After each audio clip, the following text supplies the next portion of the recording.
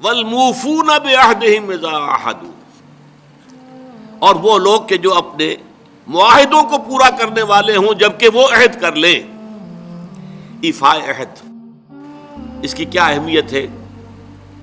ایک حدیث حضور کے جو خادم خاص تھے حضرت انس بن مالک رضی اللہ تعالی عنہ، تقریباً 9 برس تک مدنی زندگی جو ہے اس میں وہ حضور کے ذاتی خادم کی حیثیت سے رہے، اور ان کا کہنا یہ ہے کہ قلما خطبنا رسول اللہ صلی اللہ علیہ وسلم الا قال لا ایمان لمن لا امانۃ له ولا دین لمن لا عہد له. کہتے ہیں شاذ ہی کبھی ایسا ہوا ہوگا کہ حضور نے ہمیں خطبہ ارشاد فرمایا ہو کسی بھی موقع پر،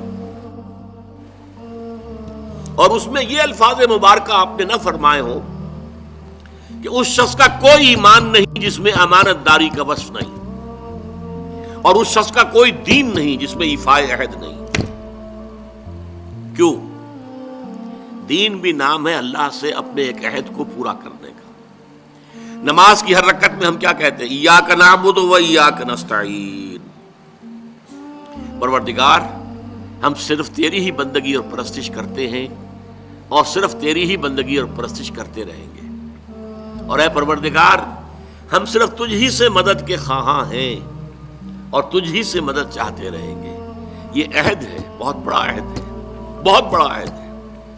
اس عہد کو پورا کرنا ہی دین ہے. اللہ کی بندگی، اللہ کے احکام کی اطاعت، اللہ نے جن چیزوں کو حرام کیا ان سے اجتناب کرتے رہنا، اللہ کے فرائض کی ادائیگی، اللہ کے لیے تن من دھن لگا دینا. ایاک نعبد و ایاک نستعین.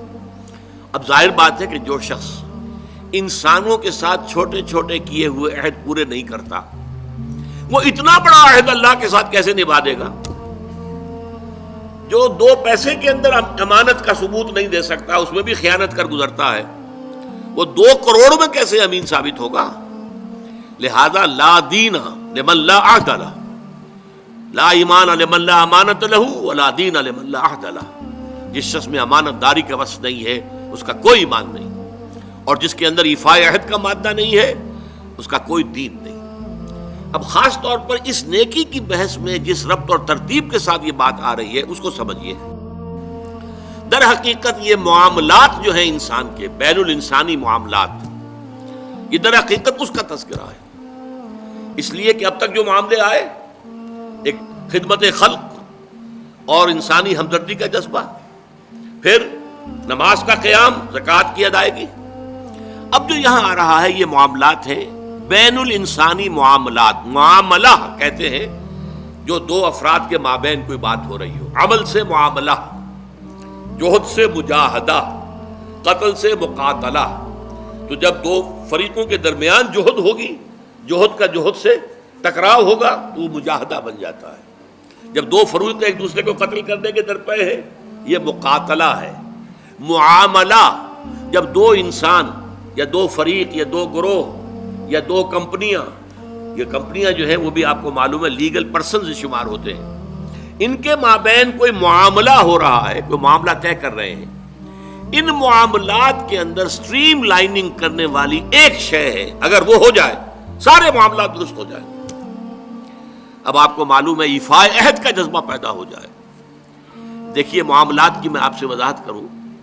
ایک شخص امپلائر ہے، ایک امپلائی ہے، ان کے درمیان ایک کانٹریکٹ ہے. یہ ریمونریشنز ملیں گی، یہ مراعات، یہ مفادات، یہ تنخواہ، یہ کام تمہیں کرنے ہیں. اب اگر ایک شخص پوری تندہی کے ساتھ وہ کام نہیں کرتا تو وہ حرام خوری کر رہا ہے، ایفاء عہد نہیں کر رہا. ایفاء عہد کا تقاضا یہ ہوگا کہ کوئی سپروائز کرنے والا ہے یا نہیں ہے، کوئی دیکھنے والا ہے یا نہیں ہے. وہ اپنے معاہدے کے اندر بندھے ہونے کی بنیاد پر کام کرے اور حتی الامکان اپنی جو بہترین صلاحیتیں ہیں وہ. اسی طرح چھوٹا سا معاملہ ہے، آپ نے ایک شخص کو مزدور کے طور پر رکھا ہے، شام کو 100 روپے آپ نے دینے ہیں، ایک معاہدہ ہے، طے ہو گیا. اب یہ مزدور اگر کام چور ہے کہ اگر تو کوئی دیکھنے والا ہے تو کام کر رہا ہے اور اگر کوئی دیکھ نہیں رہا تو بیٹھ گیا، تو یہ بے ایمانی کر رہا ہے، یہ وعدہ خلافی کر رہا ہے. اسے اپنے اس وقت کے اندر اپنی پوری توانائی، پوری توجہ کے ساتھ، اس لیے نہیں کہ کوئی مجھے دیکھنے والا ہے، بلکہ اس لیے کہ میں تو اپنے عہد کا پابند ہوں، میں نے معاہدہ کیا. یہ میں نے سب سے چھوٹی مثالیں دے دی. اس سے اوپر آئیے, شادی کیا ہے؟ Social marriage. یہ سوشل کانٹریکٹ ہے. میرج کیا ہے؟ ایک مرد ایک عورت, اس کے درمیان معاہدہ ہے, ساری عمر کا نباہ کرنا ہے, بیوی کے یہ فرائض ہیں جو اسے ادا کرنے ہیں, شوہر کی یہ ذمہ داری ہے, اس کے نان نفقے کا وہ ذمہ دار ہے, اس کے لیے سکنا فراہم کرنا اس کے ذمے ہے, اس کے لیے رہائش کا بندوبست کرنا اس کے ذمے ہے, نان نفقہ اس کے ذمے ہے, بیوی کے یہ فرائض ہیں جو اسے ادا کرنے ہیں. اب یہ در حقیقت ایک سوشل کانٹریکٹ ہے. اگر کوئی بھی اس کے اندر خیانت کا ارتکاب کر رہا ہے تو اس نے اپنے عہد کی خلاف ورزی کی. اسی طرح دیکھیے, بہت سے معاہدے ہوتے ہیں جو ریٹن نہیں ہوتے, طے شدہ نہیں ہوتے. اولاد اور والدین میں بھی ایک معاہدہ ہوتا ہے, امپلائڈ ہے. وہ کیا معاہدہ ہے؟ والدین اپنی جوانی میں اپنے آپ کو انویسٹ کرتے ہیں اپنی اولاد میں. ان کی تعلیم ہے, ان کی تربیت ہے, ان کو کھلانا ہے, ان کو پلانا ہے, ان کے لیے کپڑے کا بندوبست ہے. وہ اپنی ساری توانائیاں جو ہے لگا رہے ہیں ان کو پالنے پوسنے میں.